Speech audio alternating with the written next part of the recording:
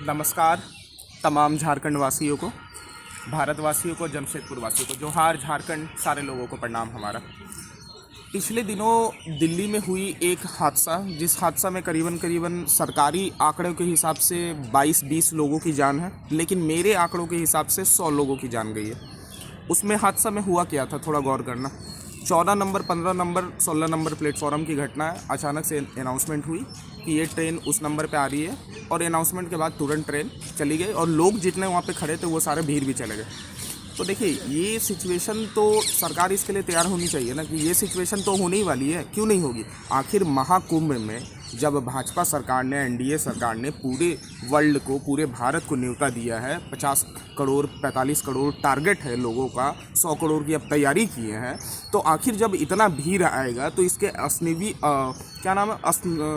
अश्विनी वैष्णव जो हमारे रेल मंत्रालय संभाल रहे हैं, ये रेल मंत्रालय में मैंने देख रहा है कि वंदे भारत का रील्स को वायरल कर रहे हैं। नहीं, आखिरकार जो जनता का एक जनता जिसका घर उजड़ गया, जिसका परिवार उजड़ गया, किसी का बेटा मर गया, किसी की बेटी मर गई, तो इन जान की कोई कीमत नहीं है सरकार के सामने। सिर्फ और सिर्फ हमारे माननीय प्रधानमंत्री योगी जी या तो कुछ खास लोग, इस तरह के लोगों की जान की कीमत है क्या? नहीं। ये हम लोग लोकतंत्र में रह रहे हैं, और इस लोकतंत्र में ये दिल्ली घटना, उत्तर प्रदेश में कई सारे स्टेशन में हुई, मध्य प्रदेश में घटना हुई, कुंभ में हजारों लोग मारे गए। इन लोगों को मारने की आखिर जिम्मेवार और कसूरवार कौन है?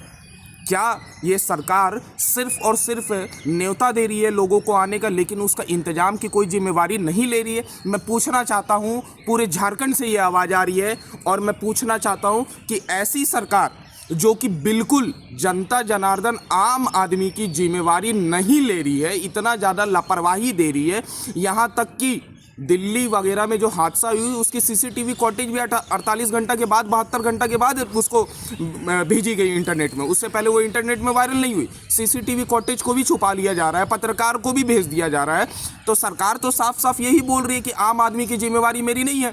तो मैं एक बात बोलना चाह रहा हूँ, महाकुंभ में नहाने वाले मेरे तमाम श्रद्धालुगण, भगवाधारी जितने लोग हैं, जितने लोग हिंदुत्व बोल रहे हैं, मैं सब लोगों को एक बात बोलता हूँ, भाई साहब, अपने माँ और बाबूजी का एक बड़ा सा टब में एक पानी के, उनके माँ और पिताजी का, और उस पैर से जो पानी निकल रहा है ना, उस पानी से उठा के लोटा से अपने 1-2 बार नहा लेना। तुम महाकुंभ भी नहा लिए, और तुम पूरा दुनिया जितना दुनिया है ना, सारा नहा लिए। कहानी तो आपने हिंदू हो तो सुने होंगे, भोलेनाथ एक बार बोले माँ पार्वती जी को कि दोनों हमारे जो बच्चे हैं, कार्तिकेय और गणेश जी, तो उनको बोला गया कि वही सर्वश्रेष्ठ होगा जो 7 चक्कर लगा के आ जाएगा दुनिया का।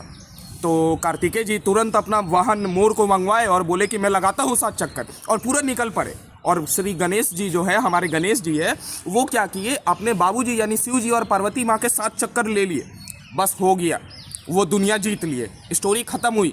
मैं अपने लोगों को, जो मेरे वीडियो देख रहे हैं, उनको सिर्फ एक ही संदेश देना चाह रहा हूँ, ये वहम है। आप माँ बाप का पैर धो के पी लो ना, वही हो गया। आप कुंभ में जा रहे हो, वहाँ पे जान चली जा रही, हादसा हो जा रही है, कितनी लापरवाही हो जा रही है, आप अपने परिवार से गुजर जा रहे हो। आखिर सब कसूरवार सरकार को ही क्यों दिया जाए? सरकार को तो मैं कसूरवार दे ही रहा हूँ कि सरकार व्यवस्था में असफल है। इस तरह से जो सरकार प्रयागराज मॉडल महाकुंभ दिखाई है, अगर इसी तरह से हमारे भारत की राजनीति को चलाएगी सरकार, तो इस तरह से जो हजारों जान जा रहे हैं, ये लाखों जान जाएंगे। यही प्रयागराज मॉडल भाजपा की है, और ये भाजपा का मॉडल जो है, ये असफल मॉडल है। ये साफ यूपी में दिख रहा है कि एक माने मेला की तैयारी सही से नहीं कर सके। मेला बोला गया कुंभ को, उससे ज़्यादा कुछ नहीं है, जल में कुछ नहीं है। अपने माँ बाप से प्यार करो, वही है। जय हिंद, नमस्कार तमाम लोगों को, जोहार झारखंड।